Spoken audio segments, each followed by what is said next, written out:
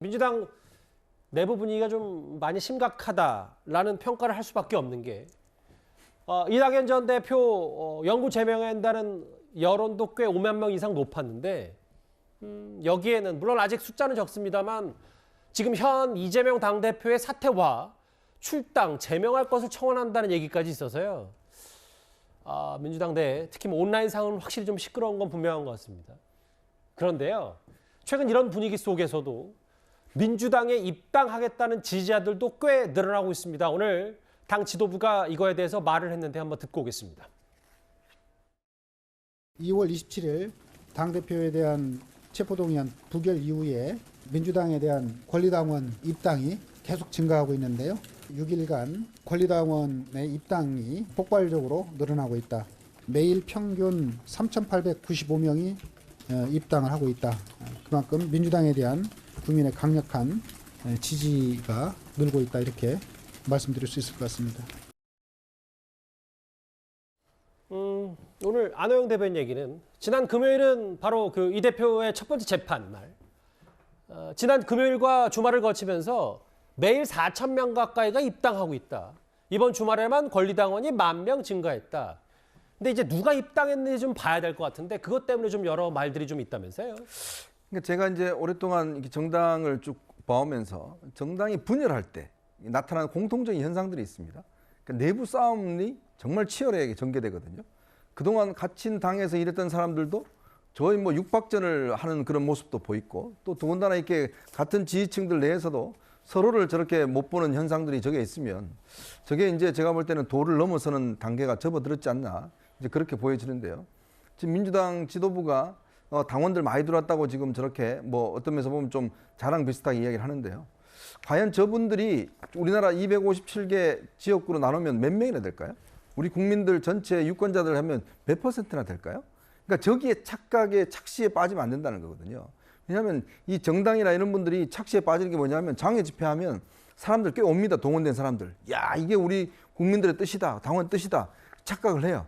우리 이길 것이다. 착각합니다. 근데요, 나중에 이 표를 나와 보면 정반대로 나오는 경우가 많거든요. 그럼 뭐냐면 눈에 보이는 것만 가지고서 판단하면 저런 현상들이 나타나는 거예요. 저게 민심이 아니라는 개인적 그렇죠. 시각이십니까? 왜냐하면 정말 지금 객관적으로 한번 판단해 보십시오. 우리가 여론조사 왜 합니까? 그런 전체 국민들의 민심을 파악하기 위해서 여론조사를 하거든요. 이제 그런 민심의 흐름을 정확히 봐야 된다는 것이고 또 아마 선거 많이 해보셨을 겁니다. 우리나라는 중요한 게 중도층들의 민심이 어디로 가느냐가 굉장히 중요합니다. 예. 그 중도층들의 민심이 지금 어디에 있는가를 알게 된다면 아무리 강성 지지층들이 이렇게 당에 입당해봤자 아무 소용이 없는 거예요.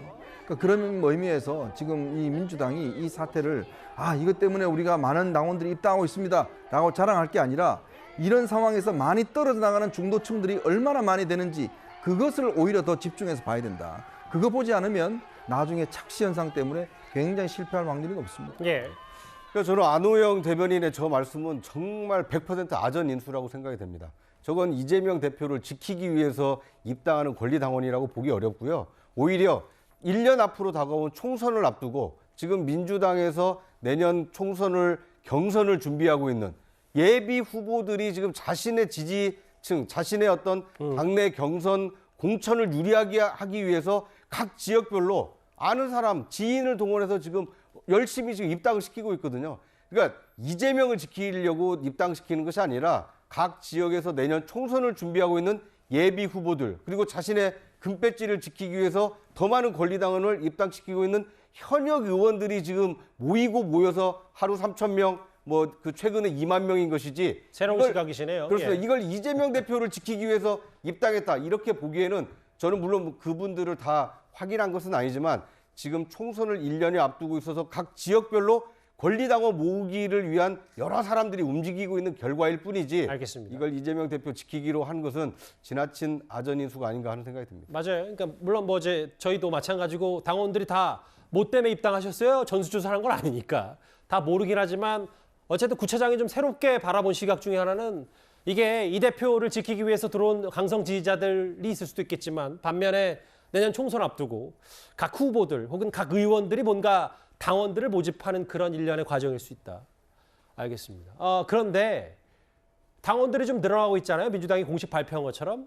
근데 민주당이 내년 총선 공천 평가에 당원들의 여론조사를 반영하는 것도 좀 검토 중이다. 이게 좀 새롭게 알려졌거든요. 그러니까 당무감사 이제 어쨌든 공천평가를 하는데 당원 여론조사 반영을 한다. 뭐 이상민 의원 이거 강성당원들 입김 다 작용하는 거 아니냐. 뭐 이거에 대해서 뭐 당원들 목소리는 잘 반영해야 되는 것도 있습니다만 비명계에서 얘기하는 것처럼 뭐 이른바 비명계 공천 학살당하는 거 아니냐라는 표현에 대해서는 어떻게 좀 생각을 하십니까? 지금 국민의힘 전당대회 뭐로 평가하고 있죠? 당원 100%예요. 그러니까 그것도 근거를 굳이 찾자면 당원이 많이 늘었다는 거예요. 과거에 비해서는. 예. 특히나 국민의힘에서는 책임당원, 민주당에서는 권리당원이라고 하시는 분들이 그러니까 유료로 자기가 이제 당비를 납부하시는 당원들이죠. 그렇기 때문에 저는 이상민 의원의 저런 말씀을 좀 이해하기는 힘듭니다. 당원이 중심이 되는, 특히 권리당원이 중심이 되는 정당으로 지금 가고 있는 방향이거든요. 예. 그런 부분에 대해서 본인이 당원들에게 잘 하시면 되죠. 권리당원들에게. 그러면 본인의 예. 지역구에서 권리당원들에게 좋은 평가 받으시면 충분히 저는 공천 받으실 수 있을 거라고 생각을 하고요. 예. 당원이 는 거에 대해서 이제 아까 구차장님께서 상당히 새로운 시각을 보여주셨는데 저는 조금 시기적으로 맞지 않다고 봅니다. 이게 보통 지방선거에는 지방선거 전에 보통 민주당은 6개월 권리당원이 6개월 당비를 납부를 해야지만 권리당원 투표권이 생깁니다. 그렇다고 예. 한다면 빠르면 내년 2월 정도가 아마 당 내에서 지금 공천과 관련한 경선이 이루어질 텐데 그렇다고 하면 그 6개월 전 보통 올해 추석 전후로 해가지고 아마 그 입당을 가장 많이 시키거든요. 그러면 지금은 너무 이르다 보고 저는 이걸 보면서 그 생각이 났어요. 이준석 대표한테 감사해야 될지 모르겠는데 이준석 대표 항상 변곡점에서 지난 당 대표에서 물러나면서 돌아다니면서 뭐라 했습니까? 오늘은 당원 가입하기 참 좋은 날이다. 예. 저는 그런 어찌 보면 당원들이 기존에 아니면 민주당을 지지하고 계신 일반 당원들께서 내가 이제는 권리당원으로서 투표를 해야 되기 때문에 이제는 꼭 행사를 하기 위해서 적극적으로 저는 의사표명한 것이라고 보이고요. 그런 면에서라면 어찌 보면 이것이 이재명 대표를 지지하는 것이 훨씬 더 많으실 수 있다고 저는 봅니다. 물론 아까 말씀하신 대로 알겠습니다. 네, 예. 중도 표층에서 어떻게 생각하실지 모르겠지만 그것도 당의 운명이라고 봅니다. 저는. 중도 표심이 어떻게 가는지도 네. 어쨌든 결과와 책임은 당이 지는 거다. 이런 예. 저는 제가 예전부터 이제 그 많이 했던 게 소수의 과잉 대표라는 게 이제 우리 한국 정치를 양극화시키고 극단화시키고 예. 보는데요. 지금 뭐 어느 당이나 만약에 저런 강성 이미지를 갖는 과격하고 과도한 정치적 주장을 하는 정치 고관여층들이 공천 과정에 또 실제로 평가 과정에 과잉 대표되면은요, 그건 뭐 다들 생각할 수 있지만 중도층은 떨어져 나갈 수밖에 없습니다. 지금 잘 생각해 보십시오. 민주당의 지금까지 계속 내려왔던 공천의 기준은 50대 50입니다. 그러니까 그 여론조사 50%, 당원 경선 50%입니다. 이미 당원 경선 50%에 저 권리당원들이 자기의 투표권을 행사할 수 있는 충분한 장치가 보장이 되어 있어요. 예. 그래서 여론조사 말고 50%의 당원 경선이 있는데 이 당원들이 당무감사에 또 들어가서 당원들 상대 여론조사에서 강성 권리당원들의 어떤 입장들을 다시 또 수치화시켜서 반영한다? 이건 제가 볼 때 같은 사람의 의견을 두 번 중복하는 저는 제가 볼 때 굉장히 불공정한 게임이 되는 거죠. 그렇기 때문에 비명계에서는 저건 정말 친명계의 어떤 공천과 비명계 학살을 위한 제도적 장치라고 볼면소리를 할 수밖에 없다고 봐요. 그러니까 예.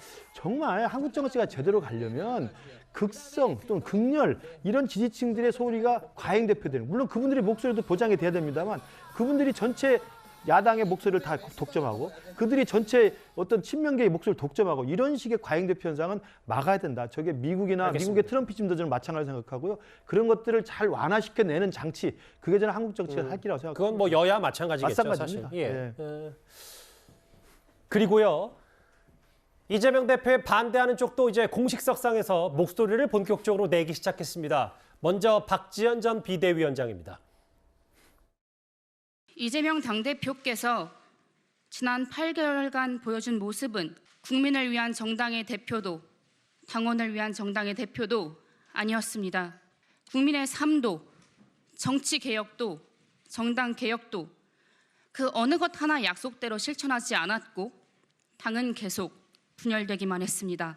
당내 민주주의가 철저히 망가진 비참한 모습입니다. 이재명의 민주당이 아니라 민주당의 이재명이어야 합니다. 지금 이재명 대표께 필요한 것은 사직생의 결단입니다. 잃어버린 신뢰를 회복하는 길은 오로지 희생밖에 없습니다.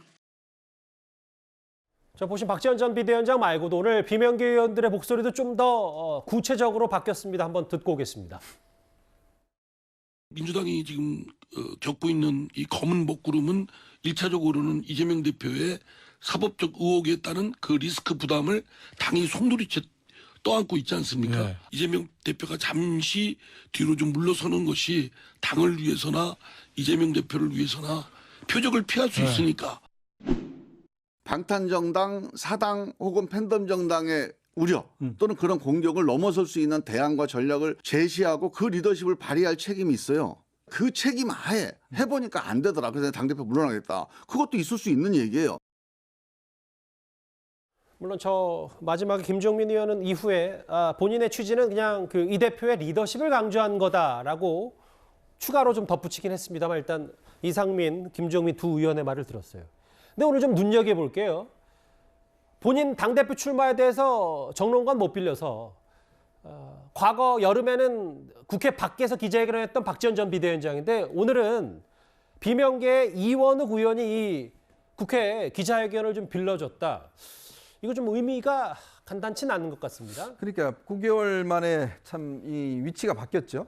국회 밖에서 아무런 의원들도 왜냐하면 국회 소통관에 기자회견을 하려면 현역 의원이 이걸 예약을 해줘야 되거든요. 현역 의원이 하지 않으면 빌릴 수가 없습니다. 지난해 7월 달에 박지원 전 위원장이 현역 의원들 다 부탁을 했더니 전부 다 거절했다는 거 아니겠습니까? 근데 이번에는 이원욱 의원이 본인이 예약을 해줘서 결국 이제 기자회견을 한 상황이다 보니까 참 많이 달라졌다라는 생각이 들고 더군다나 지금 박지원 전 위원장은 바로 이재명 대표가 영입한 사람입니다. 지난 대선 과정에서 본인이 영입했던 사람이 이제 본인에게 정면으로 어떤 면에서 보면 반대하고 있는 이제 그러한 상황인데 사실 이제 민주당의 상황은 백가쟁명의 상황으로 넘어가는 것 같습니다. 예. 결국 이제 많은 의견들이 나와서 저런 의견들이 이제 본물 터지듯이 왜냐하면 기존에는 대놓고 말하는 분들이 몇 분밖에 안 계셨는데 이제는 뭐 스스럼 없이 다들 이야기를 하고 있고 예. 대표의 책임을 이야기를 하고 있고 뭐 심지어 어떤 분은 대표 앞에서 이 성경책을 읽으면서 예수님처럼 하라는 이야기를 할 정도로 그런 분위기가 된다는 것 자체는 그만큼 당대표의 어떤 권위와 이런 것들이 흔들리고 있다는 반증이거든요. 그럼 이거를 뭔가 본인이 통제를 하고 할 수 있는 힘이 있어야 되는데 아무도 여기에 어떤 면에서 보면 좀 협조를 하지 않는다. 일부 뭐 지금 친명계 의원들이 이야기하고 있습니다만은 굉장히 극소수고 말을 하지 않고 있습니다. 아주 특징적인 게 뭐냐면 김남국 의원 뭐 몇 명 이외에는 일체 이런 부분에 대해서 공격하는 사람도 없어요. 이제 그러다 보니 이재명 대표 입장에서는 예. 답답하시겠죠. 그런 것들이 만약에 확산된다 그러면 그만큼 이제 이 당을 중심으로 하는 이재명 대표의 어떤 이 장악력 자체가 많이 떨어질 수밖에 없다. 그 시점이 결국 민주당으로서는 하나의 중요한 분기점이 될 것이다. 저는 그렇게 봅니다. 저희가 쭉 지금 민주당의 주말부터 오늘 상황까지를 하나하나 이슈 위주로 살펴봤는데 사실 이런 흐름이면 지지율이 좋아질 리가 당연히 없겠죠. 그래서 분위기상으로는 지금 국민의힘과 10%포인트 차이가 좀 나는데 이게 일시적인 건지 앞으로 길 갈 건지 그게 좀 변수일 것 같습니다. 네. 그러니까 227 그 국회 본회의장에서 있었던 그 이재명 대표에 대한 체포 동의안 이 찬성표가 한 표 더 많게 나오지 않았습니까? 예. 이 결과를 놓고 민주당 지지층에서는 이제 이재명 대표의 이 사법 리스크가 민주당의 리스크로 상당히 좀 확산되고 있구나. 민주당 내에서조차도 이재명 대표를 지키기 위해서 한 목소리로 똘똘 뭉치는 것이 아니라 벌써부터 30명이 넘는 많은 의원들이 이탈표가 생기고 있구나. 그러니까 이제 분열의 씨앗이 어느 정도 보였기 때문에 기존의 민주당을 지지했던 이 강력한 지지층은 여전히 민주당을 지지하겠지만 예. 약간 느슨하게 야당을 지지했던 지지층이 상당히 좀 이완되고 있다 이렇게 볼 수 있을 것 같고요. 앞으로 이재명 대표가 어떤 리더십을 보이느냐 또는 어떤 선택을 하느냐에 따라서 예. 민주당 지지율은 크게 연동될 수밖에 없지 않나 하는 생각이 듭니다. 민주당의 최근 지지율까지 만나봤습니다.